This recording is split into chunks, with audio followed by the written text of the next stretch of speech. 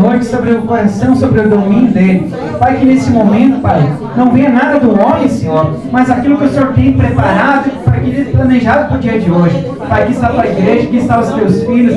Vem com a tua palavra, Pai, sobre cada coração, o direcionamento para cada um que entrou neste lugar. Vem revestindo o teu filho com as armaduras espirituais. Pai querido, dá o livramento do teu céu, Pai, de todo mal, de toda retaliação. Vem dar para ele, Pai, revestimento, vem dar para ele armaduras e estrutura espiritual. Paizinho querido, que na noite de hoje possamos sair daqui alimentados, saciados por Ti. Usa o Teu Filho como ferramenta afiada, apta, Pai querido, para a noite de hoje. Assim nós oramos, assim nós consagramos a Ti, para que seja feito conforme o Teu querer, a Tua vontade, em nome do Pai, do Filho e do Espírito Santo de Deus. Amém, igreja? As palmas são bem fortes para Jesus. Para Jesus, igreja. Oh, glória!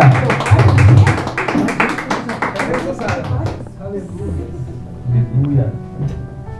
Cumprimento a todos com a paz do Senhor. Amém. Aleluia. Peço que procurem o livro de Jonas. Graças a Deus por essa oportunidade que o Senhor nos deu nessa noite.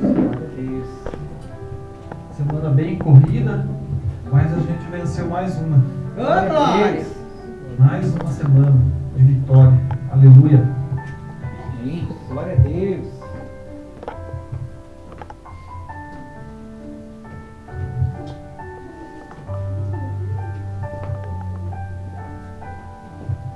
Aleluia. Jonas, Oh, no glória. capítulo Jonas 1, capítulo 1. Glória a Deus. Glória a Jesus. Adorado e exaltado seja teu nome, Senhor Jesus. Grande Deus, Aleluia. aleluia.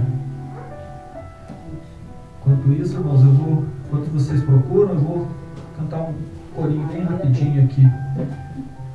Vitória a Deus dará a mim, eu sei. Vitória a Deus dará a mim, eu sei. Se eu andar em sua luz, se eu confiar só em Jesus, vitória a Deus dará a mim, eu sei. Glória a Deus, aleluia. Vitória a Deus Glória. dará a mim, Obrigado, Senhor. eu sei.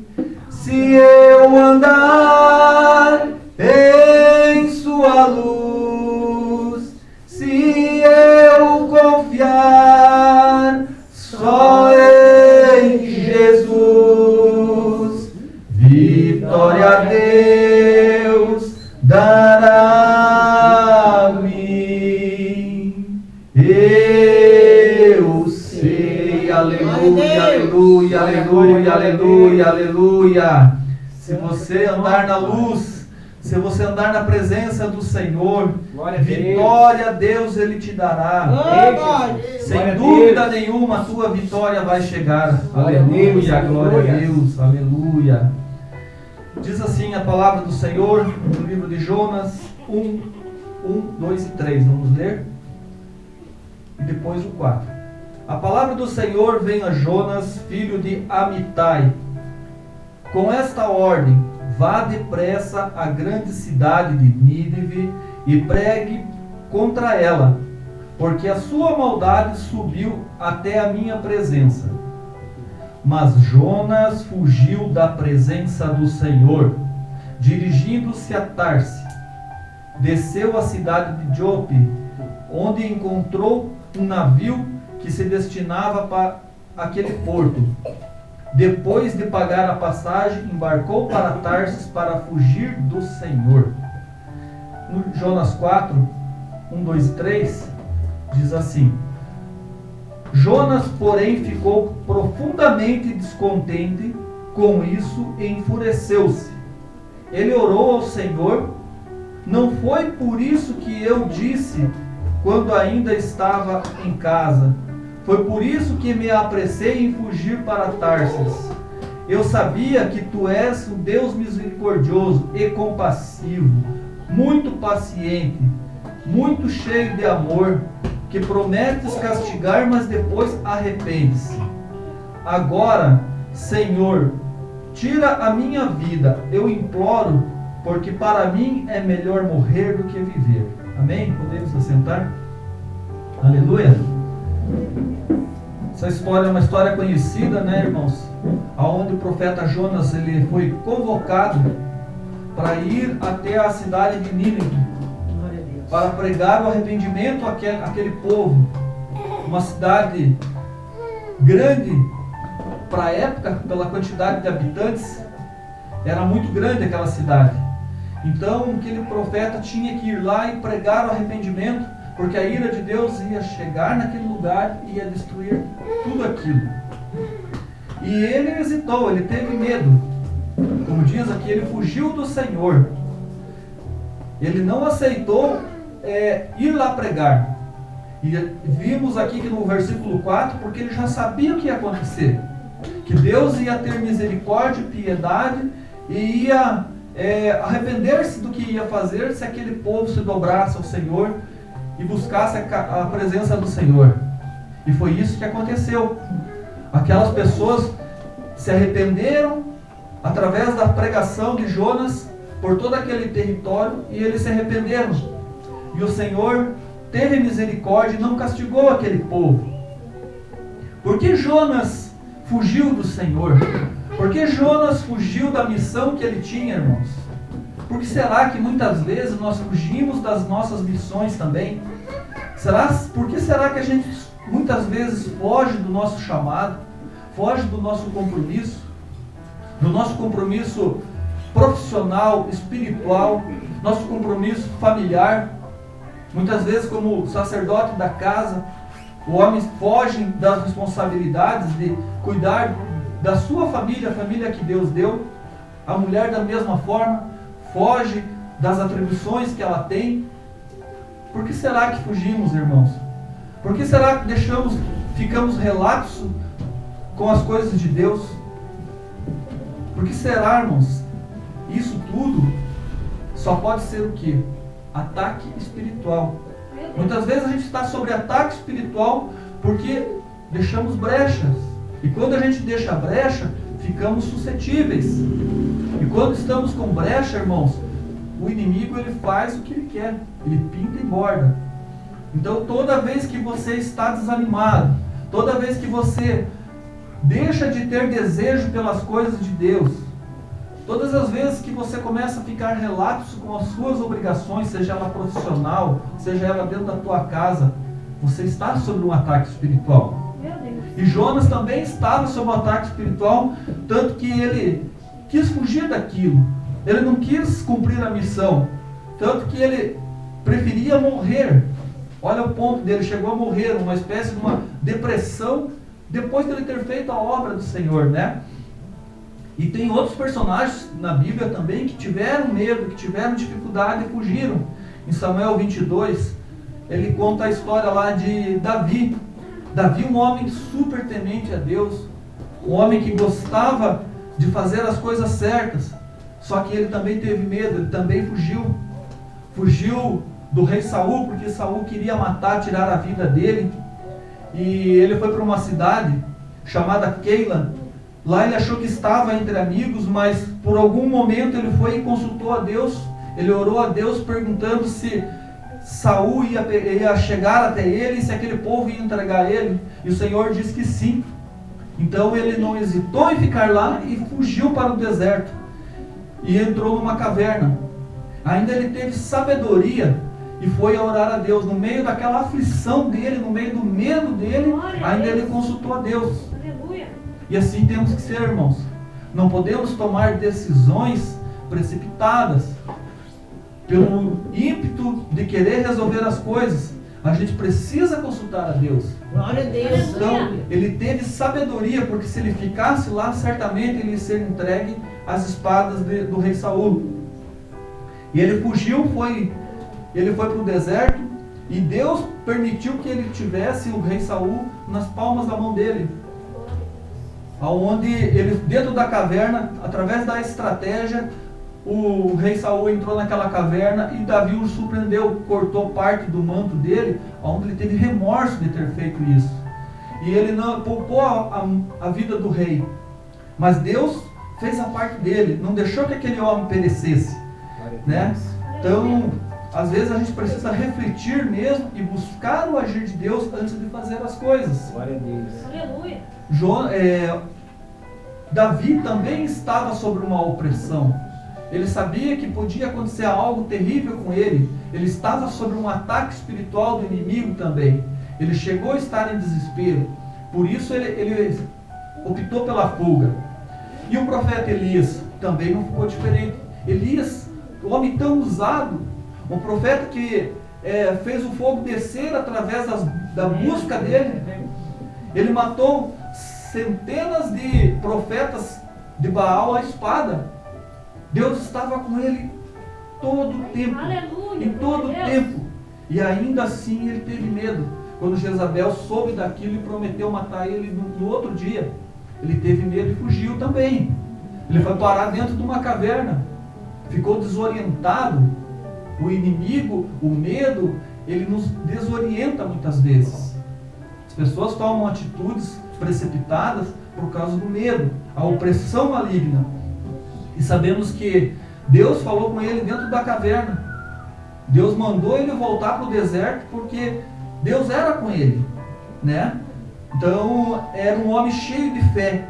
E aonde estava a fé dele? Aonde estava a confiança dele naquele momento? Elias teve um momento de fraqueza, mas Deus o tempo todo estava com ele. Glória a Deus. Quando temos dificuldade, irmãos, nós não podemos nos abater. Nós não podemos fugir dos problemas. Nós temos que enfrentar o problema e Glória a não Deus. criar outro problema. Glória a Deus. Porque se você criar outro problema, você é que vai sofrer a consequência. É nós que vamos sofrer. Então a gente tem que enfrentar o problema, apresentar ele diante de Glória a Deus. Deus. Glória a Deus. Porque as dificuldades, irmãos, elas são oriundas do inferno. Elas são oriundas de potestades malignas para tirar a nossa comunhão com Deus. Veja José também, outro exemplo, irmãos. Um homem bem sucedido, um homem que fazia a vontade de Deus, tudo que ele colocava a mão prosperava.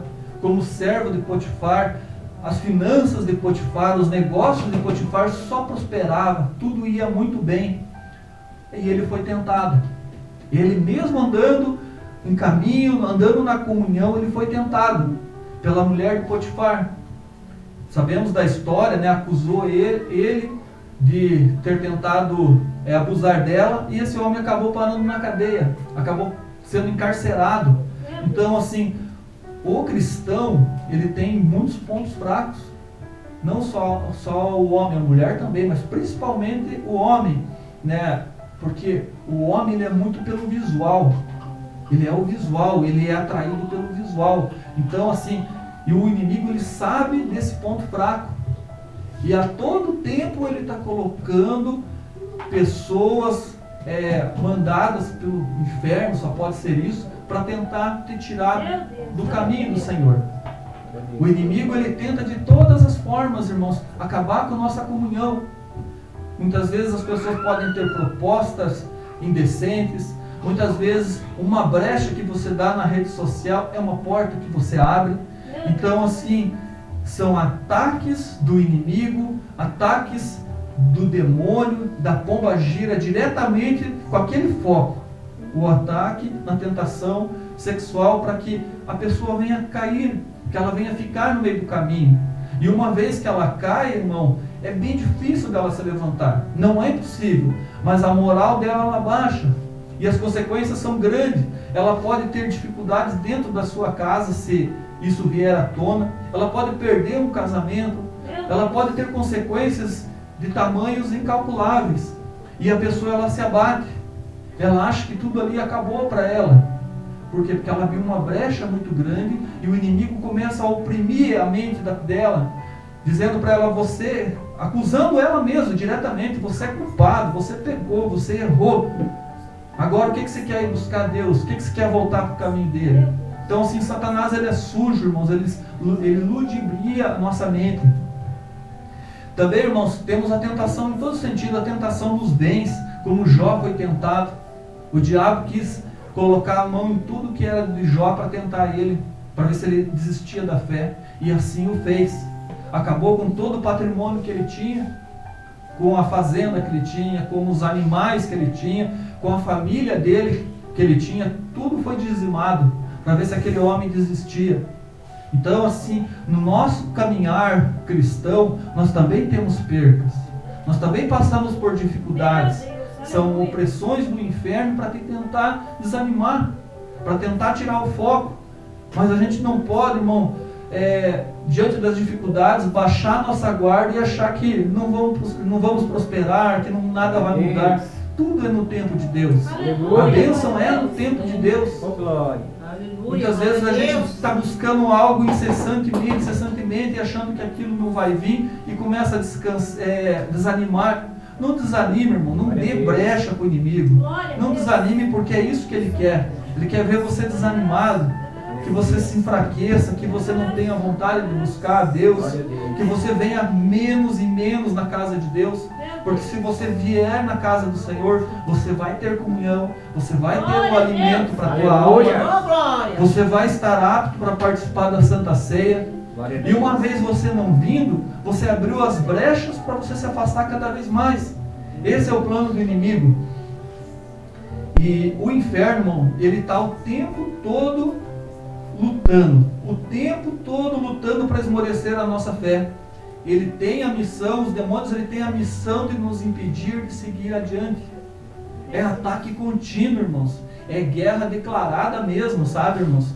Jesus, o próprio Jesus, ele foi tentado, a ousadia de Satanás, ele tentou a Jesus, sabemos bem como que foi, né?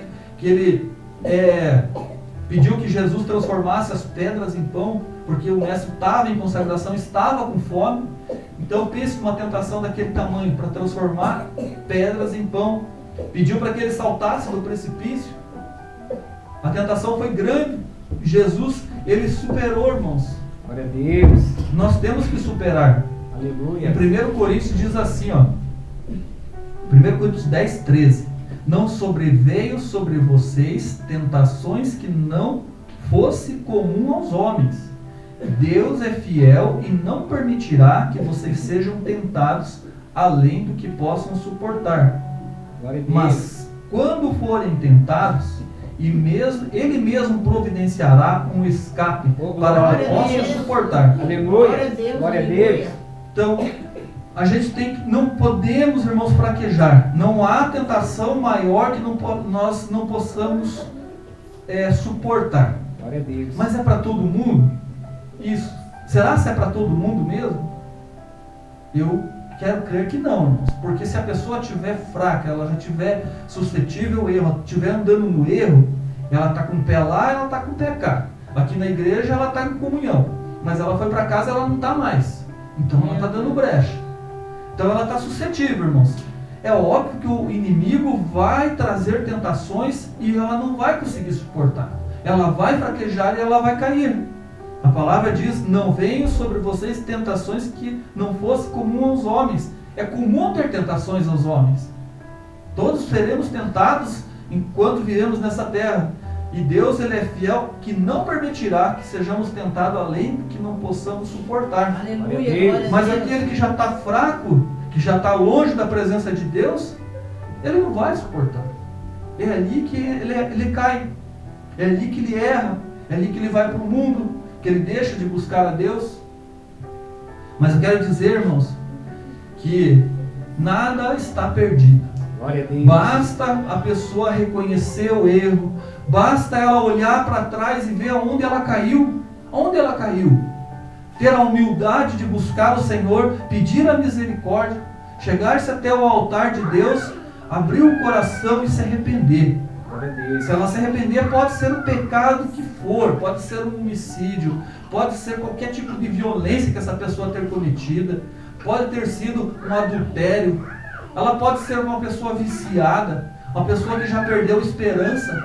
Ela fala, eu sou viciado, o meu alimento é as drogas. A pessoa nem se alimenta mais de comida sólida, ela só se alimenta do vício. Essa mesma pessoa não é o fim para ela. Se ela andar nos caminhos de Deus, se ela buscar a Deus, certamente o Senhor vai ter misericórdia. Glória a Deus. Porque Jesus, ele vem para aqueles que estão doentes. Aleluia. A palavra de Deus, ela vem para aqueles que estão precisando dele. Glória Estão a Deus. precisando do afago da mão dele. Aleluia. Porque nós, com nossas forças, irmãos, a gente não consegue levantar. Só com nossas forças a gente não consegue caminhar. Porque nós somos fracos, somos humanos, somos corpo revestido de carne, irmãos. Nós somos fracos, ninguém é super-herói. Então a pessoa que está fraca, a pessoa que está no erro, que está, até um familiar nosso falou para a Márcia, disse assim que ela sabe que precisa se consertar, mas é muito difícil. Eu não consigo, é muito difícil me consertar. Por quê? Porque a pessoa já está dominada pelo pecado. Ela já está escrava do pecado e ela não vê força nela para buscar Deus. Mas a pessoa tem que levantar, ela precisa de ajuda, ela tem que reconhecer que ela não é ninguém, que ela precisa se chegar aos pés de Jesus. Glória a E Deus. certamente o Senhor vai trabalhar. Glória a Deus. Tem gente que acha assim que vai ser liberto na primeira vez que ela vem na igreja, que ela reconhece o pecado dela e ela vai ser liberta e ela não vai mais voltar a fazer o que ela fazia. Claro que acontece. O Senhor tem poder para isso. Mas tem aquele que é um trajeto, irmãos, é uma trajetória. A pessoa às vezes não consegue largar do vício do cigarro, mas ela tem que persistir. Ela tem que continuar buscando a Deus. Ela tem que se esforçar em largar do cigarro, largar da droga, ou da cachaça, ou do adultério.